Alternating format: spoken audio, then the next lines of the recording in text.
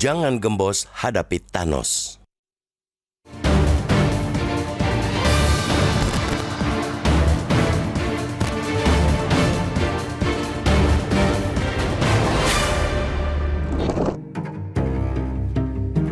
Genap 5 bulan Paulus Thanos ditangkap Lembaga Anti Korupsi Singapura, Corrupt Practices Investigation Bureau, CPIB.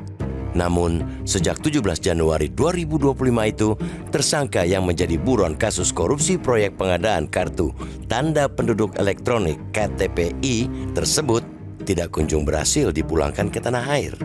Pasalnya, Thanos memilih untuk melawan, mulai dari menjadi warga negara di benua Afrika hingga mengantongi paspor diplomatik dari negara Afrika Barat, Guinea-Bissau, ia lakoni.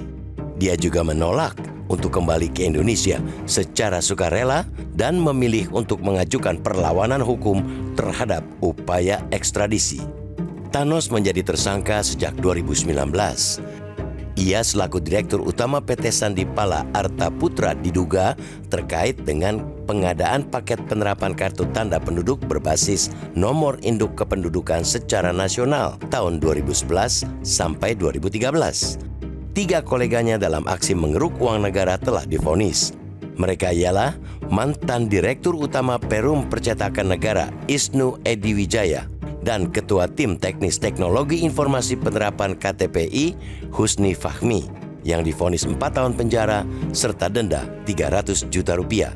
Anggota DPR 2014-2019, Miriam S. Haryani bahkan sudah menjadi tersangka kembali setelah bebas dari vonis 5 tahun penjara dan denda 200 juta rupiah subsidiar 3 bulan kurungan atas dakwaan keterangan palsu.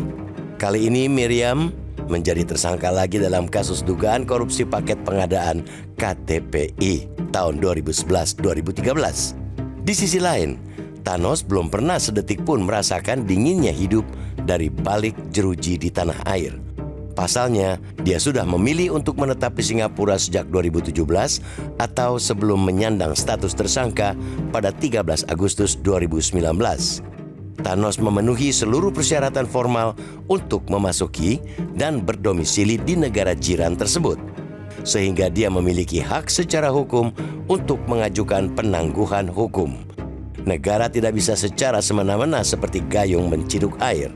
Pemerintah Singapura tidak bisa main tangkap dan menerbangkan Thanos kembali ke Indonesia, sebab sebagai warga pendatang legal di Singapura, dia juga punya hak untuk melakukan perlawanan. Agresivitas pemerintah dalam menggencarkan komunikasi aktif dengan otoritas Singapura melalui jalur hukum atau diplomatik kini menjadi kunci.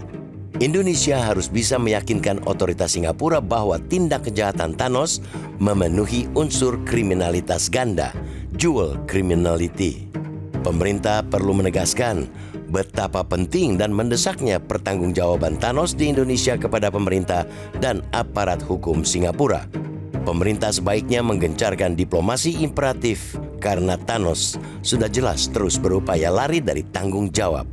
Pemerintah sebaiknya menyampaikan nota diplomatik yang memberi penjelasan ikhwal sangat seriusnya kerusakan yang telah dilakukan Thanos. Sehingga Indonesia hanya membutuhkan agar pemerintah Singapura bisa mengembalikan Thanos untuk bisa menjalani proses hukum. Tidak ada urusan bagi pemerintah apakah Thanos berkenan atau tidak berkenan untuk dipulangkan ke tanah air. Negara jangan sampai kalah berhadapan dengan seorang buron. Negara tidak perlu mengikuti langgam permainan Thanos. Jangan sampai pola yang dijalani Thanos menjadikan wajah hukum Indonesia tercoreng.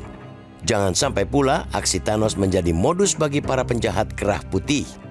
Mereka mencuri uang negara, lalu kabur ke negara lain, mengganti kewarganegaraan hingga mengaku sakit-sakitan. Perjanjian ekstradisi ternyata tidak bisa mempermudah mencokok koruptor yang kabur dari tanah air, sebagaimana bayangan masyarakat awam. Selain banyaknya persyaratan yang harus dipenuhi, pelaku kejahatan masih bisa memanfaatkan celah yang ada untuk menghindari proses hukum. Thanos memang licin, tapi negara tak boleh gembos oleh aksi paling licin sekalipun, walau selicin belut berbalur oli.